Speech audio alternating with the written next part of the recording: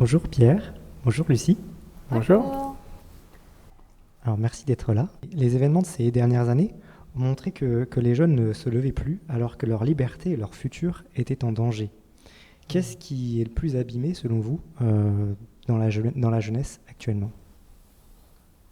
Eh bien, je dirais que c'est beaucoup le fait qu'ils ont été comme happés par les nouvelles technologies et que ça vient déjà à la base de leur éducation, bien sûr, puisque les nouvelles technologies existaient avant que les jeunes de la vingtaine, on va dire, arrivent.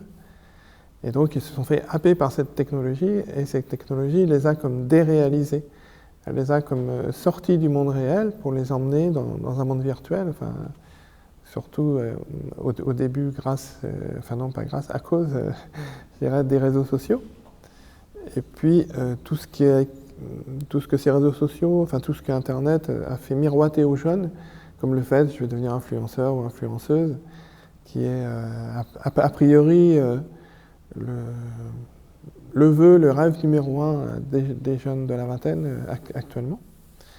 Et puis bien sûr, ce profil à l'horizon, le métavers, où là c'est encore plus grave, parce que là, on aura des jeunes qui pourront passer toute la journée dedans, d'une certaine manière, et qui risquent de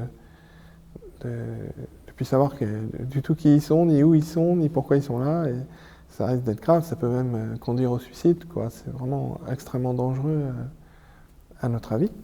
Donc on a justement essayé de montrer ça.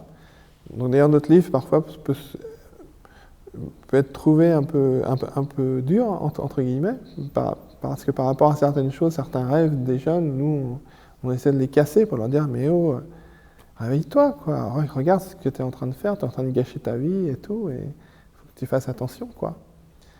Donc on se disait, c'est vraiment à cause de cette déréalisation, le fait de ne plus vraiment être dans le monde, et d'en arriver à avoir peur du monde, qui faisait comme quelque chose qui était comme cassé chez les jeunes, et donc on se disait, il faut qu'on trouve des moyens pour réparer ça et les aider à s'en sortir, quoi.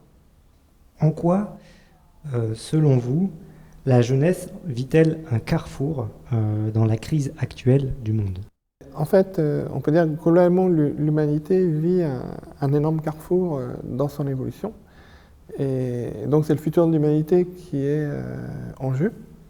Parce que soit l'humanité va réussir à passer son carrefour dans de bonnes conditions, même s'il y a déjà beaucoup de gens qui sont restés derrière, et à ce moment-là, on aura un futur plutôt radieux, ou soit l'humanité va complètement se planter, et là, ça va être très grave. Mais le futur, c'est aussi les jeunes, quoi, parce que c'est eux qui auront les postes clés de la future civilisation, en fait. Donc c'est extrêmement important qu'ils prennent conscience, malgré leur jeunesse, que il ne faut pas qu'ils se laissent aller, ils n'ont pas 10 ans, 20 ans, 30 ans, 50 ans à se la couler douce, c'est pas possible. Et c'est pas en se contentant d'une vie virtuelle que ça va arranger quoi que ce soit. Donc c'est important que les jeunes prennent conscience de leur responsabilité, au moins à un petit niveau, c'est-à-dire se dire, je suis responsable de qui je suis. Parce qu'on est tous sur Terre, parce qu'on a quelque chose à faire de particulier. Moi, j'ai quelque chose à faire, il faut que je le découvre. Et si je le découvre, après, il faut que je l'agisse. Et à ce moment-là, en l'agissant, je participe à l'évolution de l'humanité. Et je participe à donner un futur à l'humanité. À mon niveau aujourd'hui, puis après, quand je serai plus âgé, je connaîtrai plus de choses, etc., puis etc., etc. Mais déjà, dès maintenant, dans la vingtaine, c'est capital que je découvre qu'est-ce que je veux faire là, et quel est le rôle que j'ai à jouer maintenant dans l'évolution de la société et dans le carrefour qu'elle doit passer le mieux possible, quoi. Parce que c'est vrai qu'on se trouve souvent avec des choses comme ça aussi, où les jeunes, sous prétexte qu'ils sont jeunes, et ont envie de se laisser porter ou se laisser tirer, traîner par les autres plus âgés. Mais les autres plus âgés, ils se disent, ouais, c'est le rôle des jeunes, donc ils ne veulent rien faire non plus. Donc c'est l'humanité qui plante, quoi, à ce moment-là, parce que plus personne ne veut rien faire. Et donc s'il y a juste qu'une poignée de gens comme nous, ça ne va pas suffire. Donc en fait, c'est presque un appel là, que je lance aux jeunes. Faites-vous confiance, quoi. Vous avez forcément des belles choses en vous, mais il faut avoir le courage de gratter, et puis même de creuser et de pelleter pour aller chercher en vous le bien que vous avez à donner. Parce que si vous êtes incarné maintenant, et même si vous êtes jeune, même si vous avez 20 ans, c'est parce que vous avez quelque chose à faire maintenant.